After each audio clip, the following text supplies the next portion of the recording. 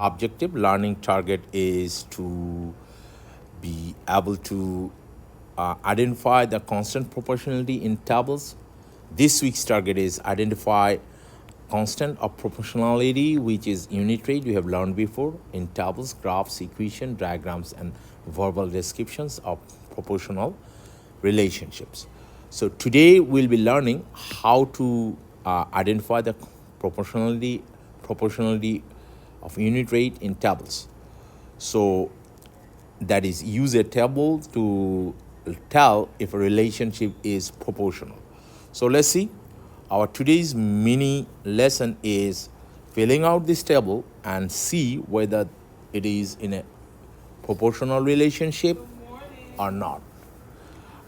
So let's see, there are data given that our job is to how can we use a table to tell if a relationship is proportional, right?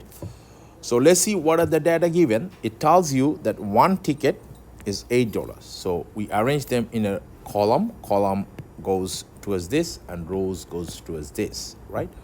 So we say total cost of tickets and number of tickets. So we fill out one ticket, $8, two tickets, $16, two tickets, $16, and three tickets, $24, three tickets, $24, four tickets, $32, right? So now, as a detective, we have found out that what are the data we have, and we have furnished them or organized them in a table, and now we'll use that how to find the relationship in the proportional thing. So now what is a proportional relationship?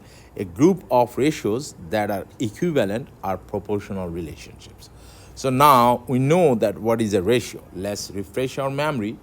If we go back to our previous learning, then we'll see that what is a ratio. A ratio is a expression of comparing quantities. What type of quantities? That is comparing one thing to another thing. So there are the quantities we have, that is tickets quantity and the price of the ticket, cost of the ticket. So now let's test for. Let's first circle the ratio. Ratio is comparing two quantities. So once we compare, we circle them. This guy to this guy. This guy is to this guy. This guy is to this guy. This guy is to this guy. So what do we compare?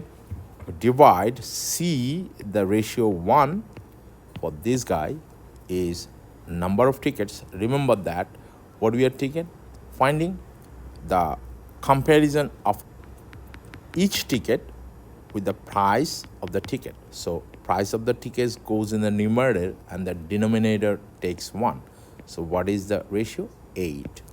For the next one, again, ratio 2 is you divide this guy, 16, cost of the ticket, by the number of the tickets. So what do you get? 8. Looks like this one and this one is equal. What happens with the others?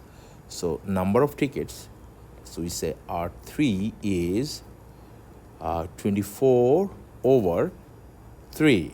So 3, that gives us 8. So now, once we compare the other one, cost of tickets, that is our ratio 4, is 32 and 4. So what do we observe? That for that our ratio 1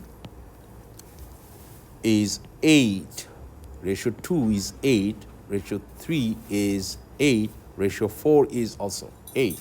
So all these ratios are 1, ratio 1 equals ratio 2, ratio 3 equals ratio 4, right? All are equal.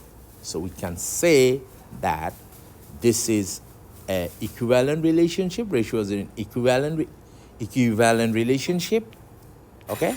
So ratios that are equivalent, so they are in a proportional relationship. So it qualifies the test. That's what we are learning. We'll go for practices. And so I want you guys to Try this one, and I'm here with you to see, decide, help you to decide whether these quantities are in proportional relationship. Thank you very much.